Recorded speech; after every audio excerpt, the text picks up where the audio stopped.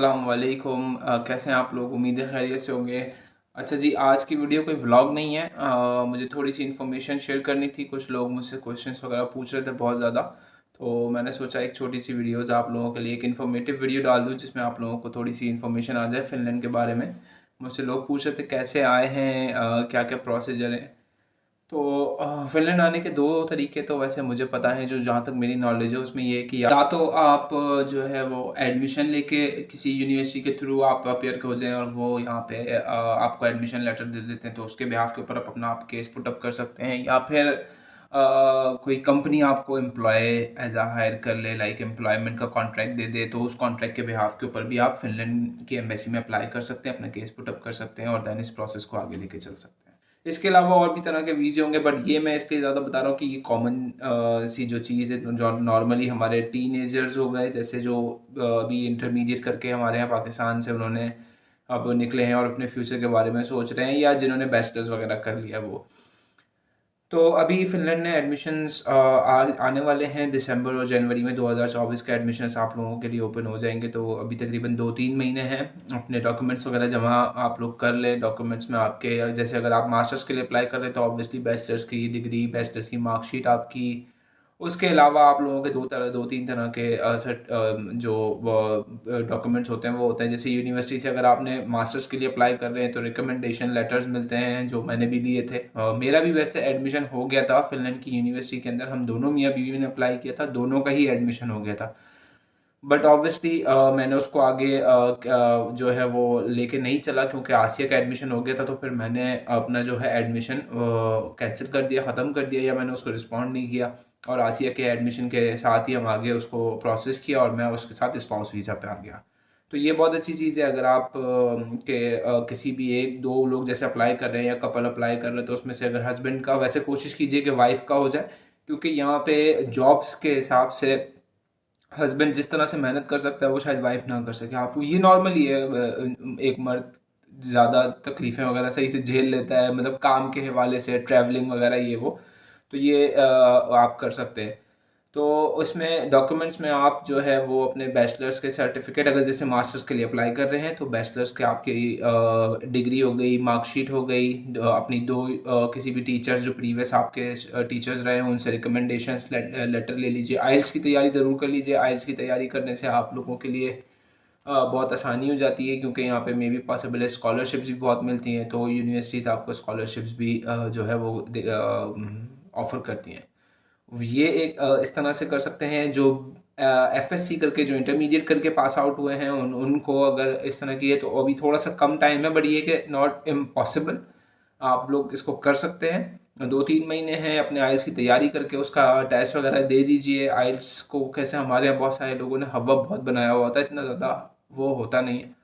अगर आपकी इंग्लिश अच्छी आपको लगता है तो आप इसको ज़रूर ट्राई कीजिए। 2-3 महीने हैं आप लोगों के पास, दिसंबर जनवरी में ये एडमिशन 2024 के स्टार्ट हो जाएंगे।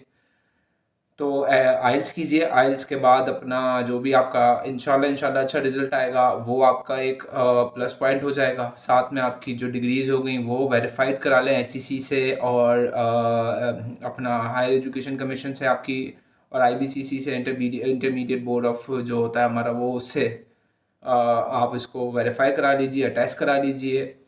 अगर आप वाइफ को लेके आ रहे हैं तो फिर एफआरसी और एमआरसी वगैरह भी आपको नादरा से बनाने पड़ेंगे, जो मोफा से, मिनिस्ट्री ऑफ फॉरेन अफेयर्स वगैरह से अटैच करा ले तो ज़्यादा अच्छी बात है। वैसे मैंने कहीं सुना था कि अटैच ना भी कराओ तो भी आ सकते हैं आप, तो ये भी करा सकते हैं आप। तो बस ये इन्फॉर्मेशन थी छोटी सी। मैं वैसे स्पाउस वीज़ा पे आया हूँ। आसिया जो है वो स्टूडेंट है, मेन एप्लीकेंट है। तो मैं स्पाउस वीज़ा पे हूँ, तो मुझे अपने उसको आगे मतलब जो मेरा एडमिशन था उसको मैंने कैंसिल ही कर दिया था, आगे लेके नहीं गया था। तो ये चीज़ें हैं जो थोड़ी सी यहाँ पे हैं। बताने का मकसद ये था कि टाइम करीब आ रहा है, 2-3 महीने हैं, आप अपनी तैयारी कर सकते हैं, पॉसिबल है। ठीक है, ज़रूर। और अगर जिसको भी आने का मतलब शौक है तो वो बिल्कुल कर सकता है। ठीक है, इसके लिए कि किसी कंसल्टेंट को हायर करने की ज़रूरत नहीं है। बहुत सारी जो इन्फॉर्मेशन है वो आपको फेसबुक ग्रुप्स में भी मिल जाती है। और studyinfo.fi एक वेबसाइट है, मैं नीचे मेंशन भी कर दूंगा, यहाँ पे आप जाएं और यहाँ पे अपना प्रोग्राम सेलेक्ट कर सकते हैं। उसके हिसाब से यूनिवर्सिटीज़ में अप्लाई कर सकते हैं। यही वो वेबसाइट है जो आपको यूनिवर्सिटीज़ में अप्लाई करने में हेल्प करेगी। एक बार जब आपका यूनिवर्सिटी से एडमिशन आ जाता है तो फिर पाकिस्तान में अभी हमारे यहाँ थोड़ा सा हमारा ड्रॉबैक ये है कि हमारे यहाँ वो नहीं है, एम्बेसी नहीं है फ़िनलैंड की। तो होता ये है कि हमें अबू धाबी जाना पड़ता है। अबू धाबी जाने के लिए आपको फिर वहाँ से एक वो बुक करानी पड़ती है, अपॉइंटमेंट लेना पड़ता है उनसे कि किसी दिन आपका इंटरव्यू होगा, फिर आप उस दिन अपेयर होते हैं इंटरव्यू के लिए। एक इंटरव्यू होता है छोटा सा, जो कि बहुत ज़्यादा हार्ड इंटरव्यू नहीं होता है। अगर आप पढ़े लिखे हैं ऑब्वियसली वहाँ आ रहे हैं, तो वो उसी से रिलेटेड आपकी कुछ सवालात करते हैं कि किस तरह से आप यहाँ पे सरवाइव करेंगे, क्यों आ रहे हैं, किस यूनिवर्सिटीज़ में एडमिशन हुआ, किस प्रोग्राम में एनरोल हो रहे हैं। 2-4 नॉर्मल से 10 से मैक्सिमम 15 मिनट का इंटरव्यू होता है। इस तरह के से क्वेश्चन आप आपसे करते हैं, और वो क्वेश्चंस करने के बाद बस फिर वो आपको बता देते हैं। आप फिर अपने वापस पाकिस्तान आ जाते हैं, या जो वहीं के हैं वहीं रहना चाहें वो एड्रेस वगैरह नोट डाउन कर लेते हैं। फिर मेरा वैसे 1 महीने 10 दिन के अंदर RP आ गया था, तो हमें कार्ड रिसीव हो गए थे। उसके बाद बस टिकट कराते हैं और हम यहाँ आ जाते हैं। अच्छा, घर वगैरह अगर आपका किसी यूनिवर्सिटीज़ में एडमिशन हुआ है, तो जैसे फॉर एग्जांपल हेलसिंकी में ही कोई यूनिवर्सिटी ऑल्टो हो गई या किसी कोई और यूनिवर्सिटी हो गई, तो हवास के घर होते हैं, आप उनके लिए अप्लाई करें।